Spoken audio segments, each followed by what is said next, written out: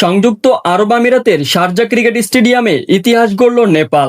নিজেদের ক্রিকেট ইতিহাসে প্রথমবারের মতো কোনো ফুল মেম্বার দলকে হারিয়েছে তারা। শক্তিশালী ওয়েস্ট ইন্ডিজকে 19 রানে হারিয়ে নেপাল সিরিজটা শুরু করেছে দারুণভাবে। ওয়েস্ট ইন্ডিজ টস জিতে নেপালকে ব্যাটিংয়ে পাঠায়। শুরুটা নেপালের জন্য মোটেও ভালো ছিল না। মাত্র 3 ওভারের মধ্যেই 2 ওপেনারকে হারায় তারা।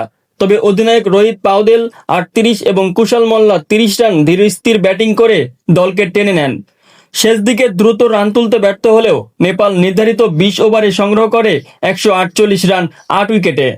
ওয়েস্ট ইন্ডিজের হয়ে সবচেয়ে সফল ছিলেন জেসন হোল্ডার। 4 ওভারে 20 রান দিয়ে নেন 4 উইকেট। টার্গেট তাড়া করতে নেমে ওয়েস্ট ইন্ডিজও শুরুতে ব্যর্থ হয়। মায়ার্স দ্রুত রান আউট হয়ে ফেরেন। এরপর নিয়মিত বিরতিতে উইকেট পড়তে থাকে। নেপালের স্পিনাররা মাঝপথে চাপ তৈরি করে দেন। যদিও শুরুতে ছন্দ মনে হচ্ছিল ওয়েস্ট ইন্ডিজ ম্যাচে ফিরতে পারবে, কিন্তু দীপেন্দ্র সিং আইরিন দুর্দান্ত ফিল্ডিং এবং সঠিক সময়ে উইকেট তুলে নেওয়ার কারণে তাদের ইনিংস ভেঙে পড়ে।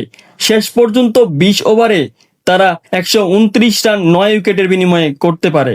অধিনায়ক রোহিত পাউদেল তার নেতৃত্ব ও ব্যাটিংয়ের জন্য নির্ধারিত হন ম্যাচ সেরা। এই জয় শুধু একটি ম্যাচের ফল নয়, বরং নেপালের জন্য ক্রিকেট ইতিহাসে এক অনন্য অর্জন। আন্তর্জাতিক মঞ্চে নিজেদের সামর্থ্য প্রমাণ করে দিল তারা। যে কোনো বড় দলকেই চ্যালেঞ্জ জানাতে সক্ষম। ফলাফল নেপাল 19 রানে জয়। সিরিজের অবস্থান নেপাল 1-0-তে এগিয়ে গেল। আপনারা দেখছেন দেশান্ত স্পোর্টস লাইন উইথ আরজি উজ্জ্বল হোসাইন। দেখা হচ্ছে পরবর্তী কোনো সময়ে। ভালো থাকবেন। আল্লাহ হাফেজ।